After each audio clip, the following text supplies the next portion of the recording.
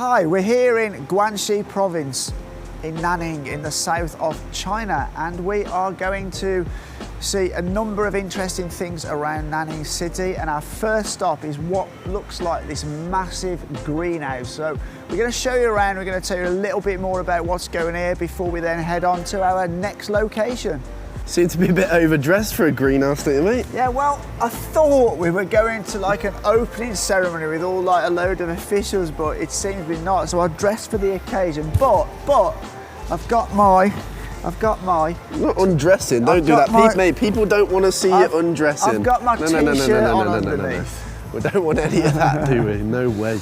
So in this greenhouse, this massive greenhouse, one of the things they've got going on is they're growing these tomatoes, and I actually like cherry tomatoes, and they've given me a punnet, and I can pick as many as I want. I'm not going to go mad because I won't be able to eat them all. A punnet? That's a funny word, isn't it? Yeah, that's a very English word, I bet. A punnet. Normally you have punnets with strawberries, but I tell you what I'd really love, if I had a nice sharp cheese sandwich and a cheese and tomato sandwich, I'd be absolutely boss right now. You know, that'd be nice. It would really be really lovely. I miss like a good cheese and tomato sandwich, but I'm going to go for some because and they're really sweet. These are. Look, pop one in my mouth now. They're lovely. Oh, these are lovely, man. I'll try one. I don't really like them just on their own, to be honest. That's something really different in China. So in the UK, we have tomatoes, we classify them as salad. But here in China, they classify them as a fruit. So they'll often bring you like pineapple and stuff and tomatoes together. Yeah, once we went to a city and they brought us a salad, which they made especially for us. And they had fruit on there, and then they had sliced tomato on top with like salad dressing. It weren't good, was it? It was kind of weird. The sort of fruit and salad, it's all one here. They don't kind of distinguish like we do back in the UK, do they? It's kind of funny. So this is kind of cool as well, because they're making use of vertical space. And as you can see, you've got all these little seedlings in these kind of little polystyrene pots, and they will be fed with some sort of system. What I'll talk about a little bit is what's different about this greenhouse. So the company actually develops sort of technology to control the environment in greenhouses, and it's kind of done on a sort of hybrid hydroponic system. So you see here, this sort of puts a liquid food in, and there's a reservoir of water underneath these. So this is like this will be a food, and these pots rest into there, and this is how they come. It's kind of like a liquid fertilizer which helps them to grow. But one of the main things is you can see right over here there's a big control panel, and this greenhouse is split into 5 different sections, and they can control the environment individually in those sections. So basically they monitor a number of different streams of data, like the humidity, the temperature, the CO2 levels, other levels of sort of stuff in the air. And then that gets sent back to a computer, and they can precisely control the environment. And you might ask why that is. And the reason that is if you want to grow some, especially in China, they have a lot of traditional Chinese medicine which is herb-based.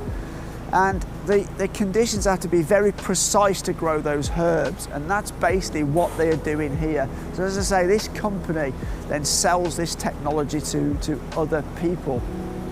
You can build a place like this in the middle of a desert, in the middle of a city, places where you wouldn't normally be able to grow things, and you can grow it the same as you would in a place where you could. So this is really useful. You know, as I said earlier, it's divided into 5 zones, so you can grow different things in different zones. So you can pretty much grow anything you want in places where you wouldn't normally be able to grow stuff, and I think that's pretty cool. So this has a number of purposes. As you can see, it's moving, but this moves very, very slowly, and it passes the plants through the food water. But not only that, as it's going round, it gives even sunlight to all the layers of plants, so they all get an even sort of sunlight and an even amount of food fertilizer from the water. Okay, so it's now evening, a lot of time has passed, but I'm just realizing how good the lighting is on this camera, even when it's like pretty much dark. Anyway, we're about to go see a dragon fruit farm. Now, a dragon fruit, I actually never saw one before I came to China, but it's like this purple pinkish fruit that is really well respected and loved here in China. Anyway, we're about to go to a dragon fruit farm because they've literally lit up the whole field and it's going to make a great drone shot. So just stay with us to the end of the video and have a look at this because it's pretty incredible. So we are at what you could call a dragon fruit farm. A dragon fruit is something I don't see much in the UK, but it's a fruit with a very red inside, and this is kind of a farm that's been set up as like a cooperative, and it encompasses 35 villages now.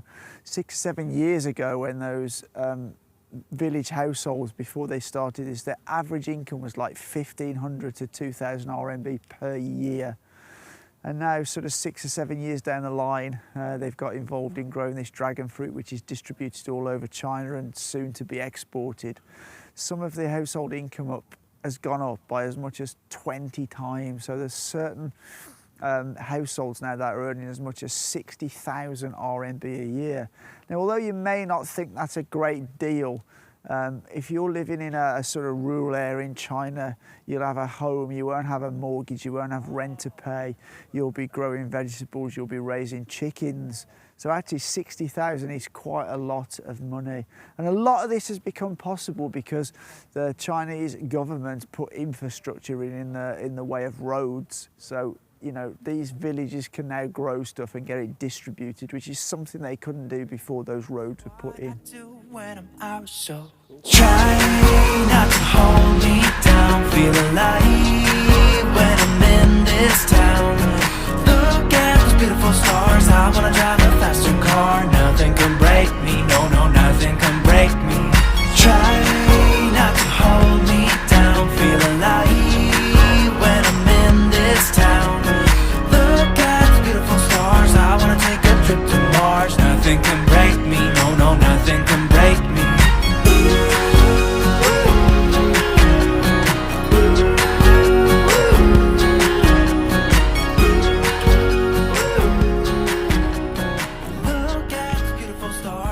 Drive a faster car.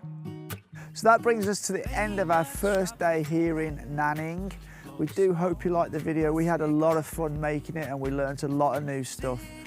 Give us a thumbs up if you did like it. Consider hitting that subscribe button. But as always, for now, take care.